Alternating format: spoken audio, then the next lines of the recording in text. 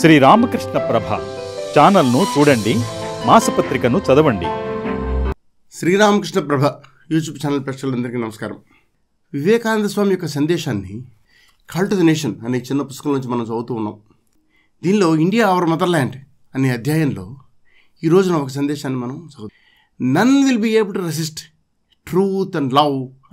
Are you sincere, unselfish even unto death, and loving? Then fear not even death. Onward, my lads. The whole world requires light. It is expectant. India alone has that light. Not in magic, mummery, and charlatanism, but in the teaching of the glories of the spirit of real religion, of the highest spiritual truth. That is why the Lord has preserved the race through all its vicissitudes unto the present day. Now the time has come. Have faith that you are all, my brave lads, bound to do great things. Let not the barks of puppies frighten you. No, not even the thunderbolts of heaven. But stand up and work. Vivekananda Swami ఇక్కడ ఒక అద్భుతమైన మాట చెప్తున్నారు. మనందరిలో చాలామందికి మనకు ఒక అనుమానం ఉంటుంది. ఏమండి నేనేం చేయగలుగుతాను? ఏమండి ప్రపంచం అలా ఉందండి, ఇలా ఉందండి, ఇలా ఉండకూడదండి, అలా ఉండకూడదండి చాలామంది మనలో అందరం అనుకుంటాం. కాబట్టి ఏదైనా పని చేయడానికి వచ్చేసరికి మనందరికీ వచ్చే అనుమానం ఏంటంటే, ఏమండి నేను ఒక్క మనిషిని, నేనేం చేయగలుగుతానండి? దానికోసం వివేకానంద స్వామి మాట చెప్తున్నారు ఏంటంటే, none will be able to resist truth and love and sincerity. ఎవరైతే గనక సత్యాన్ని అంటిపెట్టుకుని ఉంటారో, ఎవరైతే గనక ప్రేమను చూపించగలుగుతారో, ఎవరైతే కనుక నిజాయితీని చూపించగలుగుతారో, అటువంటి వాళ్ళని ఆపే శక్తి ఈ ప్రపంచంలో ఏదీ లేదు. ఎవరూ వాళ్ళని ఆపలేరు. None will be able to resist. Truth అంటే ఏమిటి? సత్యం. సత్యం అంటే ఏంటంటే, ఈ ప్రపంచంలో నిజం ఏదో దాన్ని నేను నమ్ముతాను. మనుషులందరిలోనూ భగవంతుడు ఉన్నాడు అనే సత్యం, నేను దాన్ని నమ్ముతాను.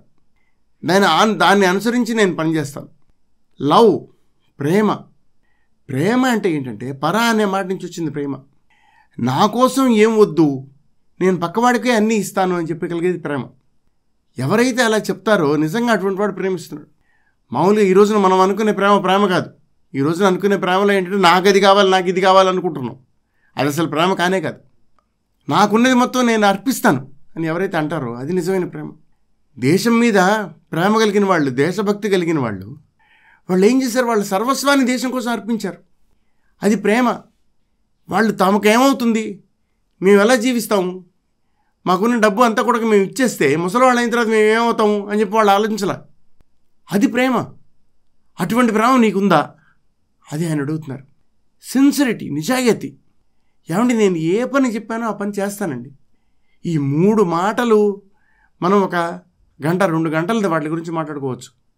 ఎందుకంటే అంత లోతైన మాటలు అవి. నిజాయితీ నీకుందా? నువ్వు చెప్పిన మాట మీద నువ్వు నిలబడతావా? నేను అనుకున్న పని చేసేదాకా నువ్వు వదలకుండా ఉంటావా? అది ఆయన అడుగుతున్నారు. Are you sincere? నువ్వు నిజంగా సిన్సియర్గా ఉండగలవా? నువ్వు చెప్పిన పని చేస్తావా? Unselfish even unto death. మరణం ఎదురైనా సరే నీ స్వార్థం చూసుకోకుండా ఉంటావా? And loving. నీకు నిజంగా ప్రేమ ఉందా? ప్రేమ ఉన్నవాడు ఏంటంటే, ప్రపంచం ఏ విధంగా జరుగుతున్నా సరే తను చేయాలనుకున్న పని వదిలిపెట్టాడు. ప్రేమ ఉన్నవాడు ఈ రోజున బాగుంది, ఈ రోజున నేను అనుకున్నట్టుగా జరుగుతుంది కాబట్టి చేస్తాను, ఈ రోజు నాకు అనుకున్నట్టు జరగట్లేదు అందుకని నేను చేయను అనేవాడు నిజంగా ప్రేమించట్లేదు. Then fear not even death. Vivekananda చెప్తున్నారు, ఎప్పుడైతే నీకు ఈ 3 లక్షణాలు ఉన్నాయో నువ్వు ఇంకా భయపడాల్సిన పని లేదు. ఎటువంటి విధంగానూ భయపడాల్సిన పని లేదు. మరణాన్ని చూసి కూడా భయపడాల్సిన పని లేదు. Onward my lands. ముందుకు నడవండి నాయనలారా, ముందుకు నడవండి. The whole world requires light. It is expectant. India alone has that light. ఆయన ఏం చెప్తున్నారంటే, భారతదేశంలో మాత్రమే ఆ జ్ఞానం ఉంది అని భారతదేశమే ఆ జ్ఞానాన్ని ప్రపంచానికి ఇవ్వాలి. అది ఆయన చెప్తున్నమాట. అయితే ఈ జ్ఞానం అనేది ఎక్కడుంది? ఇంద్రజాలంలో లేదు. మమ్మరి ఏదో ఒకటి ఊరికనే ఏదో మాటలు చెప్తే, మమ్మరి అంటే ఏంటంటే ఊరిని మంత్రతంత్రాలు, ఊరిని ఇది చదువు ఈ చదువు అని చెప్పి మనం చేయిస్తే దానిలో కాదు. షార్లాంటనిజం అంటే ఏంటంటే, అసలు విషయం తెలియకుండానే దాని గురించి ఏదో ఒకటి చెప్పడానికి ప్రయత్నించడం, అది షార్లాంటనిజం. కానీ వివేకానంద ఏం చెప్తున్నారంటే, India alone has that light. ఇండియాలో మాత్రమే ఆ జ్ఞానం ఉంది. ఎక్కడ ఈ మంత్రతంత్రాల్లో లేదు, లేకపోతే మీరు ఇంద్రజాలంలో లేదు, లేకపోతే ఏదో మాటలు చెప్పి మాయపరచడంలో లేదు. But in the teaching of the glories of the spirit of real religion, నిజమైన మత ధర్మం ఏదైతే ఉందో, దానిలో నిజమైన స్ఫూర్తి ఏదైతే ఉందో అది దాన్ని మనం తెలుసుకోవాలి. నిజమైన మతంలో ఏం చెప్పారు? ఆత్మ యొక్క గొప్పతనాన్ని గురించి చెప్పారు, ఆత్మజ్ఞానం గురించి చెప్పారు. ఆత్మ అనే దాని గురించి మీరు తెలుసుకోవాలి, మీ గురించి మీరు తెలుసుకోవాలి. దాన్ని తెలుసుకోవడానికి ప్రయత్నించడమే అసలు నిజమైన మతము అని చెప్పారు. మీరు నిజమైన మతం అంటే ఏంటి? ఏమంటే ఫలానా మనిషి దేవుడండి అంతే, మీరు ఇంకేం నేర్చుకోకర్లేదండి, ఆయన దేవుడని నమ్మితే చాలు అని చెప్పి కనుక చెప్పేటైతే అది నిజమైన మతం కాదు. ఎందుకంటే ఎవరు ఎంత గొప్ప దేవుడైనా కూడా నా జీవితం ఏమీ మారదు, నా జీవితం ఇలాగే ఉంటుంది. మనుషులు ఏమండి ఫలానా మనిషి నా దేవుడు, ఫలానా మనిషి నా దేవుడు అని చెప్పి చెప్పచ్చు, కానీ వాళ్ళు చూసే ప్రవర్తనలో మాత్రం సరైన మనుషుల కింద ఉండరు. ఎంతసేపు పక్కవాడి చేతిలో ఉన్నది ఎలా లాక్కుందామా అని ప్రయత్నం చేస్తూ ఉంటారు, లేకపోతే పక్కవాడి మీద అధికారం ఎలా చెలాయిద్దామా అని చూస్తుంటారు. అది నిజమైన మతం కాదు. నిజమైన మతం ఏంటంటే నాలో ఉన్న ఆత్మ స్వభావాన్ని నేను తెలుసుకుంటాను, 10 మందిలోనూ అదే స్వభావం ఉంది అని చెప్పి అర్థం చేసుకుంటాను, అందరినీ నాతో సమానంగా చూస్తాను. అది నిజమైన మతం. ఈ నిజమైన మతం ఎక్కడుంది? భారతదేశంలో మాత్రమే ఉంది. భారతదేశంలో మాత్రమే మీరు చూస్తారు. ఏమండి నువ్వు చేసే తప్పండి అని చెప్పి ఎవరన్నా కనుక మనకు వచ్చి చెప్పేటైతే మనం వెంటనే వాడిని మేము చెప్పేది రైటే అని చెప్పి చెప్పం. మనల్ని మనం పరిశీలించుకోవడానికి ఎప్పుడు మనం సిద్ధంగా ఉంటాం. నిజమైన మతం అనేది అది మార్గం. ఎవరైతే తమను తాము పరీక్షించుకోవడానికి సిద్ధంగా ఉంటారో, ఎవరైతే తమను తాము సరిదిద్దుకోవడానికి సిద్ధంగా ఉంటారో అటువంటి వాళ్ళ మతం నిజమైన మతం. ఎందుకంటే మనిషి పొరపాట్లు చేస్తాడు అని మన మతం అంగీకరిస్తుంది. ఎంత గొప్ప విషయం చూడండి ఇది. అసలు పొరపాట్లే లేవు మా మతంలో అని చెప్పి అనడం కంటే, ఏమండి లేదండి మనిషి పొరపాటు చేస్తాడు, నేను ఈ మార్గంలో ముందుకు వెళ్తున్నాను, నేను పొరపాటు చేస్తాను, నేను సరిదిద్దుకుంటాను. కానీ నా నిజమైన నా స్వభావం ఏంటి? ఆత్మ నా స్వభావం. నేను దాన్ని తెలుసుకుంటాను. ఈరోజు కాకపోతే నేను తెలుసుకుంటాను, ఈరోజు కాకపోతే రేపు నేను దాన్ని తెలుసుకుంటాను అని చెప్పి ఎప్పుడైతే మనం అనుకుంటామో అది నిజమైన స్వభావం. దాన్ని మనం తెలుసుకోవడానికి ప్రయత్నం చేస్తున్నాం. మనం ప్రపంచంలో మనుషులందరికీ ఈ విషయాన్ని చెప్పాలి. ఏమిటంటే ఆత్మ అనేది నీలోనే ఉంది, ఆత్మ అనేది నీలోనే ఉంది. దాన్ని తెలుసుకోవడమే నిజమైన మత ధర్మం. నీలో ఏ ఆత్మ అయితే ఉందో, నీలో ఏదైతే శక్తి ఉందో, నీలో ఎటువంటి మానవత ఏదైతే ఉందని నువ్వు అనుకుంటున్నావో అటువంటిది నీ చుట్టూ ఉన్న మానవులందరిలో ఉంది. అది మనం తెలుసుకోవడమే నిజమైన మతము అని చెప్పి మనం చెప్పాలి. ఇది జ్ఞానకాంతి. నాయన కేవలం నేను అనుకున్నదే కరెక్ట్ అని చెప్పి అనుకుంటే కుదరదు, అది కాదు. అందరూ ఆత్మశక్తిని కలిగి ఉన్నారు, వాళ్ళలోని ఆత్మశక్తిని మేలుకొల్పాలి. అందరిలోనూ ఆత్మశక్తి ఉందని చెప్పి తెలుసుకునేలాగా ప్రతి ఒక్కరికి మనం చెప్పాలి. హిందూ మతంలో ఉన్న గొప్పతనాన్ని ప్రపంచం మొత్తానికి చెప్పాలని చెప్పి ప్రపంచం ఎదురు చూస్తోంది. ఇందుకోసమే the lord has preserved the race through all its vicissitudes అంటే ద ప్రజెంట్ డే. ఇక్కడ వివేకానంద ఒక అద్భుతమైన మాట చెప్తున్నారు. ఏమిటంటే that is why the lord has preserved the race through all its vicissitudes అంటే ద ప్రజెంట్ డే. అందుచేతనే హిందూ మతాన్ని భగవంతుడు ఇన్నాళ్ళు ఈ భూమి మీద ఉంచాడు, భద్రపరచి ఉంచాడు. ఈ హిందూ మతం ఎన్నో విసిసిట్యూడ్స్ ఎదుర్కొంది. అంటే ఏంటంటే కడగండ్లు, ఇంకా అసలు హిందూ మతం అనేది ప్రపంచం నుంచి మాయమైపోతుంది అనే పరిస్థితికి వెళ్ళాం, చాలాసార్లు వెళ్ళాం. భారతదేశంలో ఈ హిందూ మతం, హిందూ సంప్రదాయం, సనాతన ధర్మం అనేది ఎంత పాతదంటే చాలా పాతది.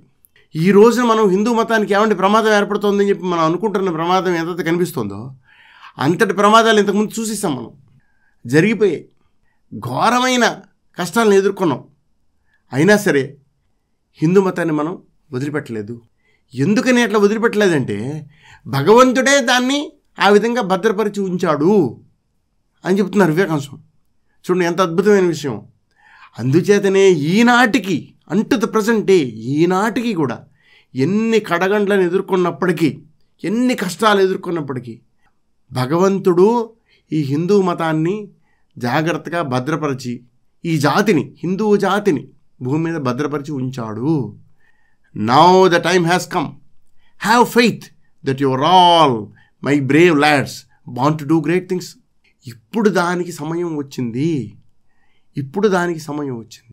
హిందూ మతం యొక్క ఏదైతే సందేశం ఉందో దాని ప్రపంచమంతా వెదజల్లే అద్భుతమైన సమయం ఇప్పుడు వచ్చింది అని వివేకానంద స్వామి చెప్తున్నారు. ఏమంటే హిందూ మతం ఇలా చెప్తుందండి అని చెప్పినప్పుడు మనం ఒక మాట అనుకోవాలి. ఏమిటంటే హిందూ మతం అనేది ఎవరిని కూడా బలవంతం చేసి నువ్వు ఇలా చెయ్యి అని చెప్పదు. డాగ్మా అనేది ఎక్కడ లేదు. నువ్వు ఏది చేస్తున్నావో అది మంచిదే. కాబట్టి నువ్వు చేసేది ఒక్కటే మంచిది కాదు, అన్నీ మంచివే అని తెలుసుకో. నీ లోపల ఎటువంటి శక్తి అయితే ఉందో అటువంటి శక్తి అందరిలో ఉంది. నువ్వు కనుక నీ మార్గాన్ని అనుసరిస్తే అదేవిధంగా ప్రతి ఒక్కరూ వారికి తోచిన మార్గాన్ని అనుసరించే చాయిస్ వాళ్ళకి ఉన్నాయి అని చెప్పి హిందూ మతం చెప్తుంది. ఎందుకంటే అందరిలో ఆత్మశక్తి ఉంది కాబట్టి ఆ ఆత్మను మనం ఏ విధంగా చేరుకోవచ్చు. Have faith that you are all my brave lads born to do great things. మీరందరూ నాయనా, నా పిల్లల్లారా, నా సాహసవంతులైన పిల్లల్లారా, మీరందరూ కూడా అటువంటి పని చేయడానికి పుట్టారు. మీరందరూ గొప్ప గొప్ప పనులు సాధించడానికి పుట్టారు అని చెప్పి నమ్మండి. దాని మీద శ్రద్ధ కలిగి ఉండండి. ఏమండి నేను ఎందుకు వచ్చానండి భూమి మీద కంటే నేను గొప్ప పనులు చేయడానికి పుట్టాను, అంతేగాని నేనేం చేతకాని వాడినండి, నేను ఎందుకు పనికిరానండి అని చెప్పి అనుకోకూడదు. వివేకానంద స్వామి అటువంటి వాళ్ళని అసహించుకునేవాళ్ళు. అందుకని ఆయన చెప్తున్నారు, నా ధీర బాలకులారా లేండి, మీరందరూ గొప్ప పనులకి పుట్టామని చెప్పి నమ్మండి. Let not the barks of puppies frighten you, no not even the thunderbolts of heaven, but stand up and work. కుక్క పిల్లల మురుగులకే మీరు భయపడిపోతారా? ఆకాశంలోంచి పిడుగులు పడినా సరే మీరు భయపడకూడదు. అటువంటిది కుక్క పిల్లలను చూసి మీరు భయపడిపోతే ఎట్లా? But stand up and work. ఏమండి పని చేయడం మొదలు పెడితే ఏదో ఒక అడ్డం వస్తుంది. ఏ అడ్డం రాకుండా పనిచేసిన వాడు ప్రపంచంలో ఎవరు లేరు. అటువంటప్పుడు ఏదో ఒక అవరోధం ఎదురైందని మనం భయపడి మానేయకూడదు. అది చెప్తున్నారు ఆయన. ధైర్యం అంటే ఏంటండి? ఆయన ధైర్యంగా పనిచేశాడంటే ఏ కష్టం ఎదురు కాలేదని అర్థం కాదు. కష్టాలు ఎదురైనా సరే అతడు చేసే పనిని మానకుండా చేశాడు. అది ధైర్యం అంటే. అది మీరు కలిగి ఉండండి, నిలబడండి, పనిచేయండి అని చెప్పి. దేశం కోసం పనిచేయడంలోనే కాదు, మనం సొంతగా మన జీవితంలో, మన వ్యక్తిగత జీవితంలో పనిచేయడానికి కూడా ఈ సందేశం మనకి ఉపయోగపడుతుంది. ఈ సందేశాలన్నీ కూడా ఇవేవో మామూలుగా చెప్పిన మాటలు కాదు. ఆయన మనందరి మీద ప్రేమతో, ఒక దివ్య శక్తితో వీటిలన్నింటినీ ఆయన పలికారు. అదేదో ఊరికి నోటితో వచ్చిన మాటలు కాదు. ఏదో ఒక 4 ముక్కలు ఇంగ్లీష్ నేర్చుకుని అందంగా మాట్లాడడానికి ప్రయత్నిస్తే నోట్లోంచి బయటకు వచ్చిన మాటలు కాదు. వివేకానంద స్వామి నోట్లోంచి పలికిన ఈ పలుకులు అద్భుతమైన శక్తిని కలిగి ఉన్నాయి. అవి మన మనుషుల జీవితాలను మారుస్తాయి. అటువంటి శక్తి కలిగి ఉన్నాయి. మనం వీటిని మళ్ళీ చదివి వీటి గురించి లోతుగా ఆలోచించాలి. ఇవి మన నరాల్లోకి ఎక్కిపోవాలి. అప్పుడు మనం నిజంగా భారతదేశం కోసం పనిచేయగలుగుతాం. కనీసం మన కోసం మనం పనిచేసుకోగలుగుతాం. అందుకోసమైనా మనం ఈ సందేశాన్ని మనం జాగ్రత్తగా అర్థం చేసుకోవాలి. వివేకానంద స్వామి చెప్పిన మరొక సందేశంతో మళ్ళీ కలుసుకుందాం. అంతవరకు సెలవు. నమస్కారం.